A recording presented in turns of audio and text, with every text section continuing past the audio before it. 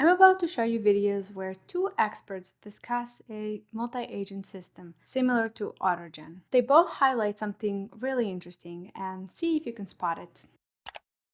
Like typically we think of an autonomous car problem as a single agent problem, but there's going to be lots of autonomous cars and they're going to need to coordinate with each other in order to really navigate the streets and optimize where they should go, right? The web copilot and the work copilot could be sort of the universal agent, so to speak. But it needs one important capability, which is it needs to be able to talk to other agents. So I think that one of the key runtimes of our time will be that multi-agent runtime. So I'll explain why I'm showing you these videos in a bit, but let's clarify one thing first. This video is all about AutoGen, especially its latest version that's designed for non-programmers. I'll walk you through installation process step by step. I'll show you how to run API models like Mistral and Gemini Pro, as well as open source models directly on your local machine. But also, there's something interesting I discovered while researching AutoGen. There are actually three key factors that most people don't know about, and it's keeping them from really making the most out of AutoGen. I know that in my last video about Crew AI, I said Crew AI allows anyone, literally anyone, even non-programmers, to build their own custom agents. And then a few minutes later, I also said, as a final step, I'm going to instantiate the crew. I'm going to need a decorator. It handles API exceptions by pausing the scraping process.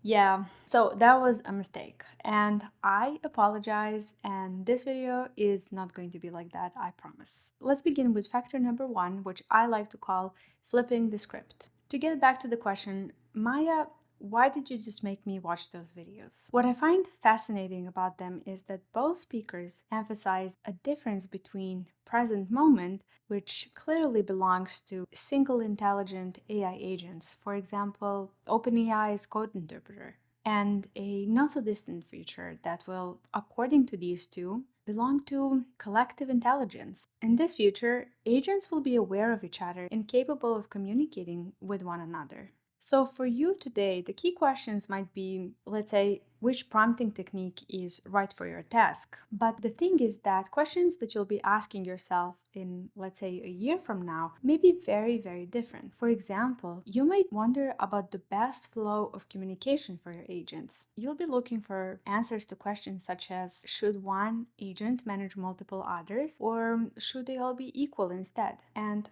platforms such as AutoGen and Crew AI are already paving the way to that future.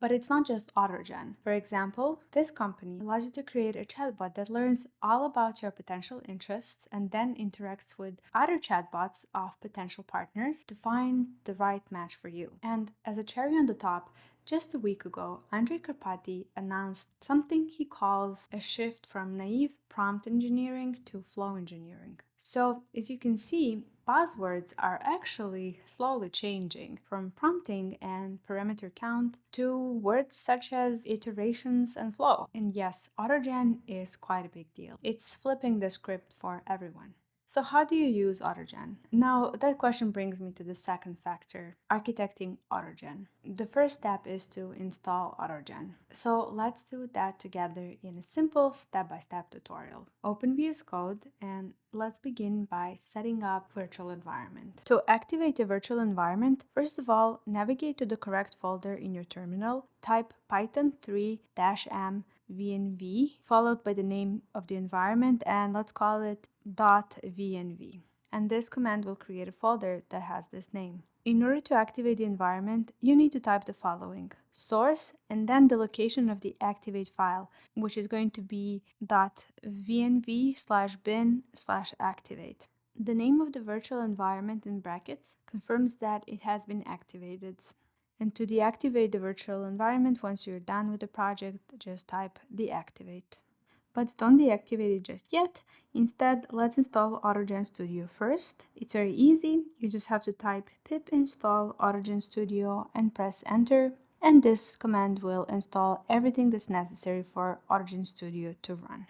So once you've activated the environment, you can set your environment variable. Let's begin with OpenAI model. So type export OpenAI API key in the terminal and note that those are underscores, not hyphens, and that is an important distinction. And as a final step to run AutoGen Studio, type AutoGen Studio UI -- port 8081. And if you'd like, you can also add two greater than symbols followed by log.txt, or you can call it output.txt or whatever you prefer. If you do that, the results will be saved in the file named log.txt. Otherwise, you'll have to look at your terminal to see what's happening, which can get pretty messy very quickly. Ideally, you should see a screen that looks like this. To see the AutoGen user interface, you have to click on this address by pressing the Command key on Mac or the Windows key on PC and click. This will open a window displaying the latest version of AutoGen Studio. And as you can see, there's a lot going on, but to keep things simple, let's focus on Build tab and the sidebar on the left. And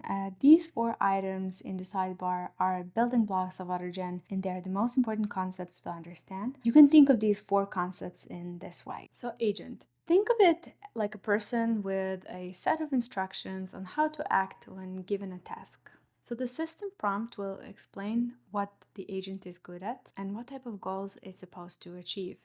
But there's another important piece of information that agent needs, a description. Before I stumbled upon this blog post, I thought that this was just a place where you write things like, you are an expert at writing or something like that. But it turns out I was actually wrong. This is a place where you define how this agent interacts with other agents in a group flow model. So an agent wouldn't be very useful without a brain. That's where the model comes in. It's pretty straightforward. It's about defining which type of a model you're going to use. OpenAI model or another big model through some API like Mistral or Gemini. Or maybe you want to go with one of the open source models. I'll cover everything in this video. Skills. Skills are tools that make agents smarter, more knowledgeable, more capable. Skills are basically snippets of Python code that allows the agent access to some sort of information that's outside of its training knowledge. So let's draw a line here. What do you get when you combine an agent, a model, and a skill? Well, actually, you just build yourself your own code interpreter. It's a powerful single agent with access to many different tools and that can perform potentially very detailed analysis. And that's great, but it's not really exciting because we had code interpreter for a while. So the crucial piece of AutoGen that's still missing that makes it really exciting is actually the workflow. So defining a workflow for your agent is like placing an agent in a society. Maybe you want the agent to act in an introverted way by interacting with one agent at a time. Well, if that's the case, then AutoGen has a perfect solution for that, a two-agent workflow. But what if the agent is a student with a strict professor who only allows the agent to talk when asked? As you can see, there are all kinds of workflows, but they all fall under either hierarchical or non-hierarchical communication. Think about your group of friends. You probably and hopefully interact in a non-hierarchical way where all team members are equal. Because this is the multiple conditioning, and this is the believing condition. I don't know what this is. Talking and one having a drink. Oh, you can just access to stop. I can help one of y'all at a time. Okay, you go first. You go. You go first. No, you go first. But AutoGen currently offers hierarchical workflows only. By default, a chat manager will autonomously select the next speaker. Of course, you can describe the workflow you want to the chat manager. For example, writing agent goes first, print agent is second, and then writing agent again, and then finally the publisher agent terminates the workflow and the chat manager receives the output from it. But every time an agent is selected, the selection is done by the chat manager dynamically. Another type of workflow in AutoGen is sequential or round robin.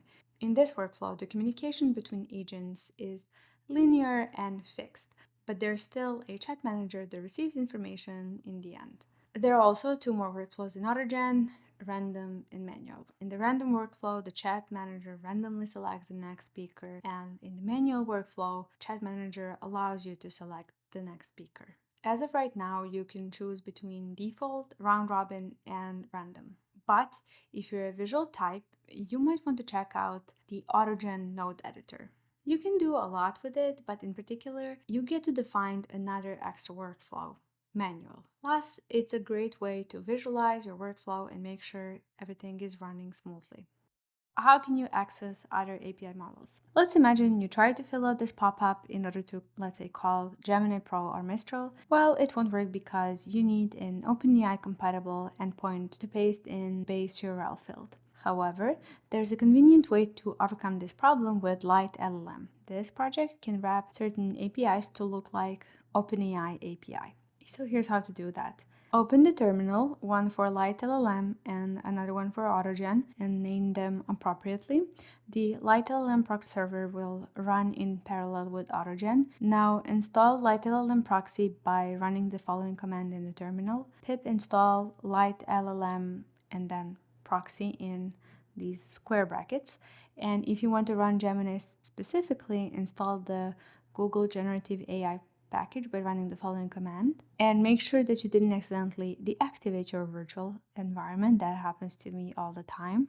Next, set the API key as the environment variable, and in the Lite LLM terminal type Lite LLM -- model and then the name of the model. Let's say Gemini/Gemini Pro or Mistral / and then pick one of the Mistral's models. Mistral Medium is the best. So once you run the command, you'll see that the server is listening on this address. So copy it, then head over to that other terminal that you called AutoGen. And in that terminal, you want to run AutoGen Studio with this command. Once you open the studio, head over to models, create a new one, and give it a right name. Paste the address you previously copied as the base URL. For API key, simply type sk-any key and you're all set. I'm going to include a link to all the models that Lite LLM supports, so you can pick any of the 100+ models that they offer. So let's move on to the part that many of you are probably most curious about: how to run open source models locally and for free, of course. I think I managed to somehow find one model that's small, has 7 billion parameters, it's easy to run, and actually it performs surprisingly well. And this model has been hiding in plain sight all this time, and you may have even encountered it without realizing its potential.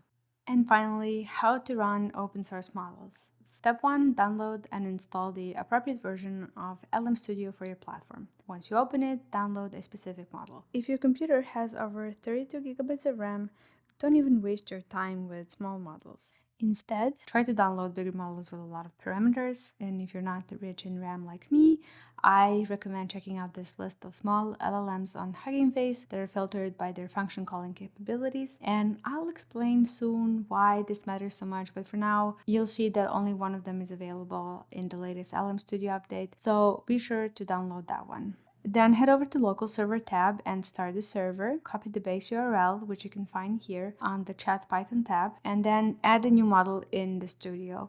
You can call it whatever you want. Paste the base URL here, and for the API key, again type sk-whatever, and you're ready to use your local open source models, which is very convenient because you don't have to pay for anything and you keep your privacy. And let me show you a little trick. So watch this. This is a real-time footage of that fine-tuned Trellis's Llama 2 model running locally and generating text without GPU acceleration. And watch what happens when you turn on GPU acceleration by toggling it on and also increasing the number of CPU threads. I mean, the improvement is just incredible. So let's take a step back for a minute. Remember how I told you that there are actually 3 factors that are really important in order to get the most out of AutoGen? Well, I still didn't get to that last and most important one, a factor I call sledgehammer to crack a nut. What do I mean by this cryptic message? Well, I've noticed that many people think about AutoGen in a very narrow way. They try to define agents and then write code that calls an API, save that code as a skill, and then try to build teams of agents with these skills. I think that this approach is common when users focus on building smart agents. However, AutoGen is not just about agents. Its full potential actually lies somewhere else. It lies in building systems. Designing agents in AutoGen and giving them skills to make API calls is like using a sledgehammer to crack a nut. Instead of actually writing skills yourself, why not make your agents write skills for themselves? In fact, all the skills that have accumulated are made, tested, and optimized by agents themselves. Like this one that fetches Hacker News posts and comments, or this one that receives data about inflation through Bureau of Labor API and then calculates how much your salary needs to increase in order to keep up with the inflation. And of course, as always, I'll include a link to these skills together with agent prompts and other things that you might find useful. And this was all possible thanks to this type of system of agents that I called ARO. So let's focus for a minute on the system. To be more precise, this workflow consists of 3 agents: architect or a problem solver. So this is going to be the first agent that receives the prompt and then writes some sort of a first draft. Once the draft is done, it's forwarded to the reviewer. Now, the reviewer will form a critical judgment on whatever has been received from the architect. But if it's a code, then it's going to execute the code and spot problems and bugs. Then it gives feedback back to the architect, and this process is iterated until reviewer has no more feedback. Then optimizer receives input from the reviewer and check if there's a way to optimize the text or the code, whatever the input is. If there is a suggestion, it gets sent back to the architect to rewrite the solution and process repeats again. So why is this system so powerful? Well, if a skill makes an agent smarter, and a well-designed system of agents is capable of building new skills for themselves autonomously, shouldn't this mean that, in a way, AutoGen allows users to build self-improving agents? And also, how efficient are these self-improving agents? I'll reveal that soon, but first, let's build the system together. And I'm going to run the AutoGen Studio a little bit differently this time, and I'll explain why. So type this. So why would you do that? Well, this will run the app, but it will also create a new folder. And you want to create a new file in this folder called .env. And in this file, you'll save all of the sensitive information like API keys or secrets. Here's why. Let's say you ask agents to write a script that scrapes YouTube transcripts, and you need an API key for that. Well, your prompt will go to the first agent, the architect, and the output will be some code. But then the code gets to the reviewer, and the reviewer starts executing it. Well, guess what? If no specific API key gets found, then the reviewer is going to establish that the bug is the lack of API key. And does the rest of the code make sense? Well, who knows, because it's impossible to tell because the agent couldn't execute it. Let's get back to the project. You want to add a new model, and I'm going to rename it because OpenAI recently updated their model to GPT-4 Turbo Preview. You can also test to check if the model has been successfully deployed by clicking here, and I see the confirmation that it has indeed. If it didn't deploy successfully, you'll be able to get an error message here, so you'll be able to copy it and debug it. Now I'm going to add those agents, architect, the description will be specifying the workflow briefly, and the system prompt together with the details, I'll just add that this agent never says terminate or it never decides when the conversation is over. The reviewers, same process. Don't forget to assign the model to each of the agents. And finally, optimizer, the last agent, other than the fact that it has its own unique description and instructions. I'm going to add that this agent decides when the conversation is over and writes terminate to end it. Now that I'm done with agents, I'll add a workflow, specifically a group workflow with 3 agents that I've previously created. Other than defining the workflow, you need to define another agent. This fourth one will be the manager that actually controls the workflow. So you really have to be careful here and write precise prompts. You can also select what type of flow you want in the drop-down menu, and you need to assign this agent model. And as a reminder, I need an architect and reviewer to communicate with each other iteratively and the optimizer to be final agent in the workflow. So I'll specify that in the description and system prompt. And I'll select auto as a workflow. And once I'm done with that, I'll be able to use this workflow to download it as a JSON file, copy it, or just use it in the playground. Overall, I was able to generate skills with Mistral Medium and GPT-4 Turbo Preview. Both Mistral Medium and GPT-4 were given 2 identical tasks and were given 5 attempts per each task. So both models had 10 attempts in total to complete the task. The first task was to build a skill that fetches YouTube titles and number of views on the most popular videos made by a specific YouTuber. Second task was writing a skill that makes API calls to pixels and fetches a video or a photo. Mistral was able to write a skill 1 out of 10 times. The last, 10th time, things went so badly that Mistral decided to offer 669 files as a result. On the other hand, GPT-4 was able to write a skill 6 out of 10 times, but it did have its lazy moments when I had to copy-paste smaller, incomplete snippets of code in order to have a complete code. On the other hand, open source models that I can run are too small to actually generate any skills that I would find useful. But I was wondering, can they use the tools that are assigned to them?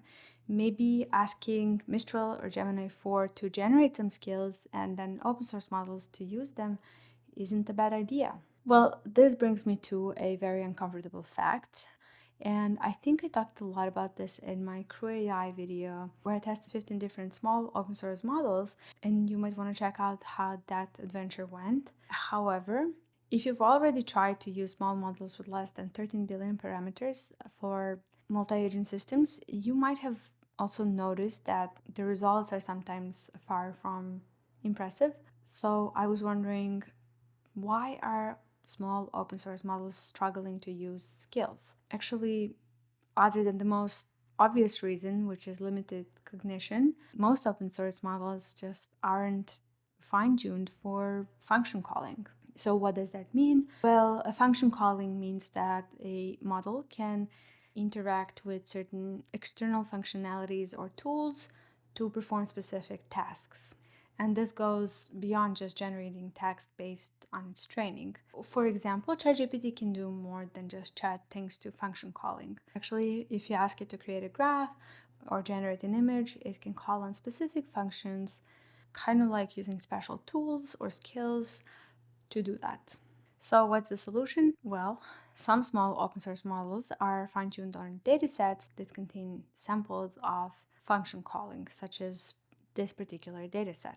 And you can find a list of models that can do function calling on Hugging Face's website. That's the list that I previously mentioned when I showed you how to use LM Studio.